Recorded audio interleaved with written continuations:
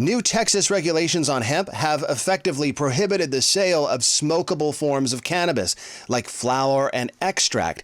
But how much of the market do those products make up? And how big is the hemp market in Texas? Or how big was it before these regulations took effect? We're going to hear from an economist who studies cannabis markets, both legal and illegal. And according to him, the smokable products category made up the overwhelming majority of the market before these new rules took effect March 31st. I'm Nathan Bernier with KUT News, so stick around for that interview. And by the way, right after I post this to YouTube, I'm heading down to a courthouse in Travis County where there's supposed to be a hearing that could allow for the sale of these products temporarily. This is part of a lawsuit by businesses and two industry groups, including the Texas Hemp Business Council, and they're requesting a temporary restraining order as part of their lawsuit. So if that's granted, it would essentially allow for a 2-week pause on the enforcement of these regulations ahead of a hearing on a temporary injunction, which could result in a longer suspension of the rules while the case plays out in court. So by the time you're hearing this, a lot could change, but what will not change are the underlying facts and statistics here from Robin Goldstein about the size of the industry. He's an economist at the University of California, Davis, in the Department of Agriculture and Resource Economics. And he's also director of something called the Cannabis Economics Group at UC Davis. He served as an advisor to cannabis regulators in California, among others. And he's a really smart guy. He studied neuroscience and philosophy as an undergrad at Harvard. He got a degree from Yale Law School. He has a PhD in economics from the University of Bordeaux. And funny enough, I actually interviewed him years ago, and both of us completely forgot that we had known each other until he did a search of his email and found this email from me from a very long time ago. And I was talking to him back then about the Fearless Critic series of restaurant guides, which he wrote. And so, you may have seen those Fearless Critic guides before. He's behind them, of course. They were notable at the time. A lot of people checked those out. So, but now we're talking about hemp and cannabis. And so for those of you who are new to the topic, let me just say something. I know, and most of you know this already, but just give me 15 seconds or so we can bring all of our friends up to speed. Cannabis is the plant. Hemp and marijuana are legal categories. Hemp is cannabis with less than 0.3% delta-9 THC. Marijuana is cannabis with more than 0.3% delta-9 THC. Delta-9 is the main cannabinoid that people know for getting high. However, cannabis contains many other cannabinoids, including THCA, which converts to delta-9 THC when it is heated or smoked. And essentially, the regulations from Texas have created a new calculation for the purposes of sale and manufacture that count THCA as delta-9, technically 88% delta-9 when they're doing the math. And that math formula, adding THCA to the calculation, that's what one of the things these businesses and industry groups are suing about. But that's all. I mean, that is what makes the prohibition on selling smokable forms of hemp that get people high. So what do these regulations mean for the massive cannabis market in Texas? I started by asking Robin how big that market is and how he can even know how big it is.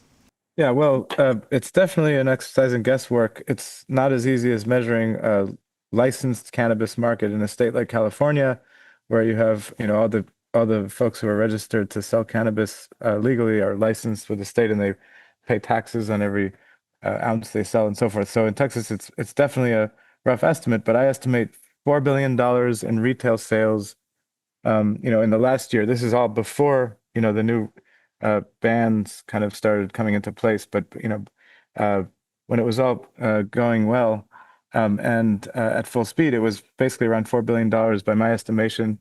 There's different ways to get at these numbers, at these estimates. You look at the number of stores, you make estimates of sales per store.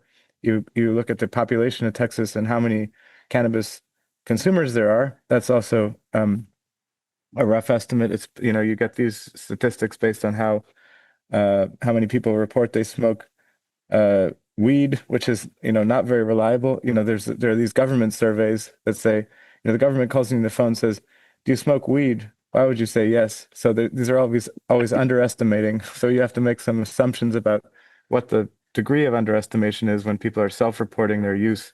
Um, uh, but kind of triangulating from different data sources, comparing with other states, looking at the population and use rates that we estimate, that's my estimate. About half of that I estimate is flower. About 30% of it is vapes or other inhalables, and then the rest of it is edibles like gummies, and beverages and tinctures and a few other kind of more minor categories. I mean, if that estimate is accurate, that's really remarkable because that would mean that approximately 80% of the cannabis market in Texas is now over to the illicit market. Yeah, I mean this prohibition, which is the only really appropriate word for it, this prohibition on the majority of the hemp market that had been legal for 5 or 6 years, took more than $3 billion worth of economic activity and sent it straight into the illegal market and put it in the hands of illegal drug dealers, and who don't um, do testing and labeling and all sorts of other things that assure people's safety. So, the most immediate impact of the ban on what had been legal THC hemp products is to make them much more unsafe. We One thing we know from our data from studying cannabis markets all over the world is that when you legalize or illegalize cannabis, it doesn't have that much of an impact on how much cannabis people consume. What it does is it shifts uh, what people consume to or from the legal or illegal market. So you get now that stuff that had been legal is now illegal and coming from more nefarious sources, and putting people in harm's way.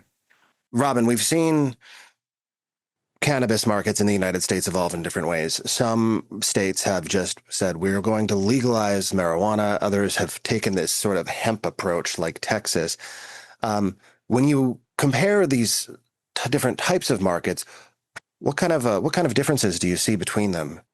Yeah, very interesting and big differences. So, going back to the late 90s and early 2000s when states started legalizing first medical marijuana and then um, recreational cannabis, as they started calling it, like California, Washington, Oregon, Colorado, those states, they set up these very restrictive systems that involved a huge amount of regulation, high taxes, and cannabis was not treated like another industry, not like another agricultural industry, or not even like another intoxicating product industry like alcohol or tobacco. It was treated like plutonium. You could only sell it in these extremely restricted environments that, testing requirements were, more rigorous than any other industry and so forth. And so the result of that, in many cases, was costs that were so high that it made it very difficult for licensed cannabis producers or retailers to survive. And so you probably read a lot of stories about, how early on many folks didn't make it because of they weren't able to compete with the prices in the illegal market, who were not subject to all those, restrictive rules and taxes and so forth. What was so interesting about the hemp angle, which started coming in the early 2020s, starting in Tennessee and some southeastern states, and then spreading to Florida, Texas, and some very big markets, is that in the states where cannabis started being sold as hemp, it was not set up in this way, that was so restrictive. And so, for example, you could sell hemp, uh, including THC, psychoactive hemp products, in ordinary grocery stores, retail stores, smoke shops, supermarkets, and one interesting effect of this so it was basically able to reach a lot more consumers. A lot of people, there's a stigma about going into a cannabis dispensary or a weed store. A lot of people are not actually willing to do that. But with THC beverages, for example, when they're able to be sold side by side with beer in an ordinary supermarket, as they, have been in Texas, at Specs or Total Wine, where you can buy your THC beverage as an alternative to an alcoholic beverage, it reached a much bigger market. It took away some of the stigma.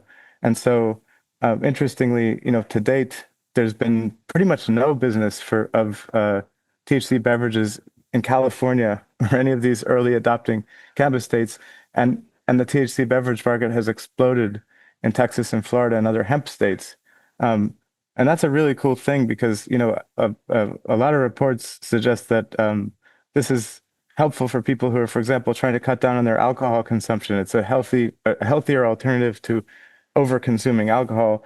And some people find it to be, therapeutic, um, in the same way that alcohol is without some of the side effects.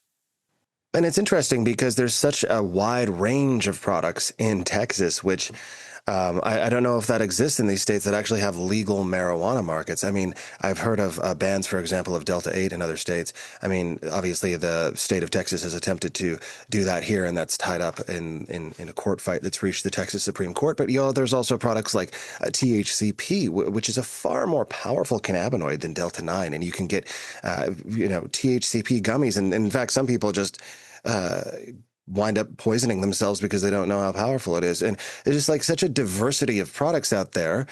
One can only imagine that would increase the consumption rate when you have a wider variety of products in a wider variety of locations. Is that what you've seen? When you make something legal, people are more willing to admit that they consume it. And so the only way we can know about consumption rates is by these self-report surveys.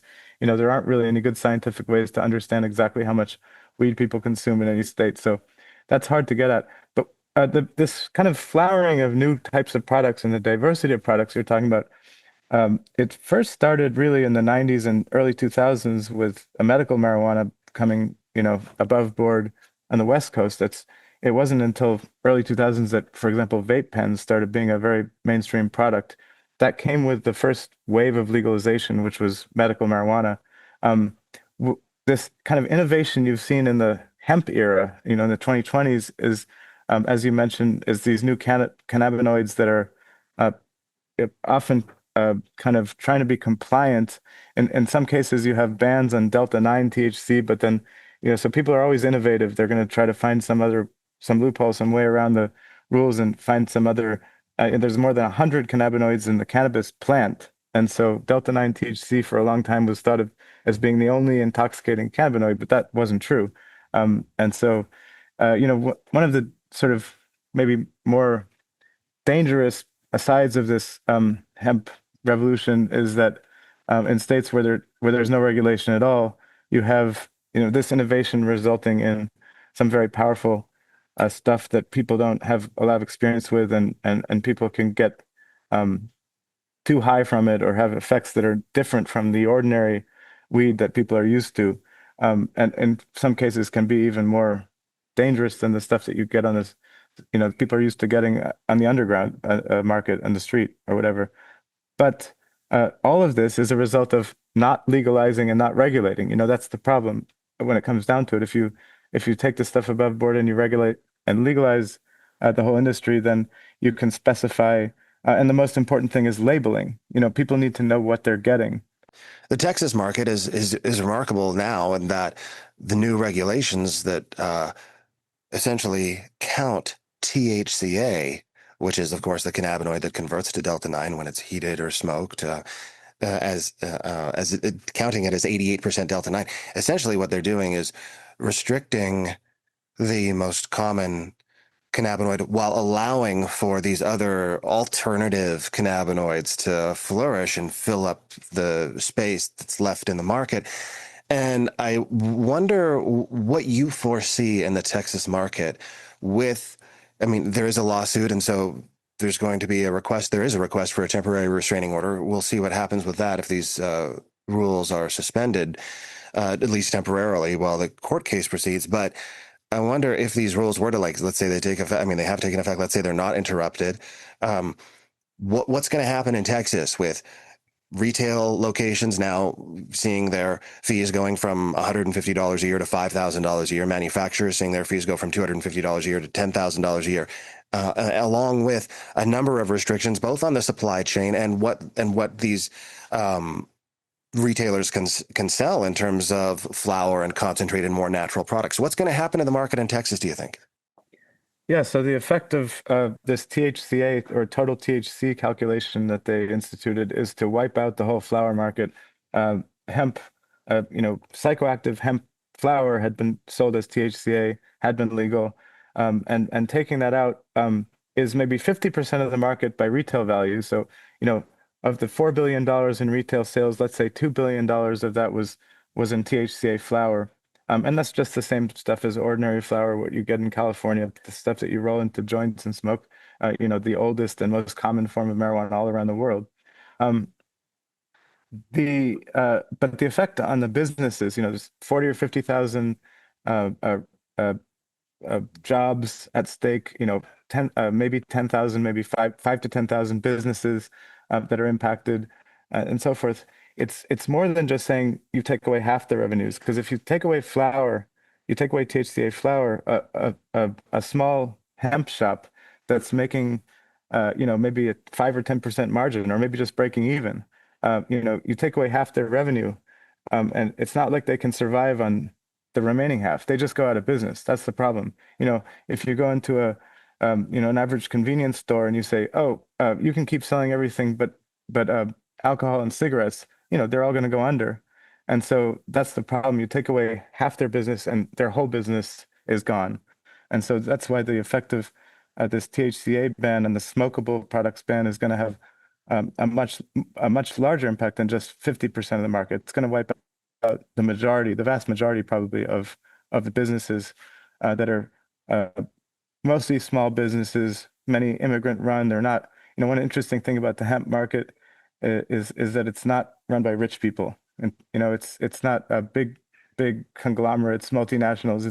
It's a lot of small mom and pop businesses. It's small entrepreneurs who've invested their life savings to open a little shop. It's the equivalent of like farmers market kind of economy. And that was one of the really cool things about it. And so the people who are disproportionately impacted by this ban are small businesses. So then what is it going to mean for consumers in the long run then if you have fewer businesses and those that remain are forced to pay fees that are 30 to 40 times what they were? Yeah.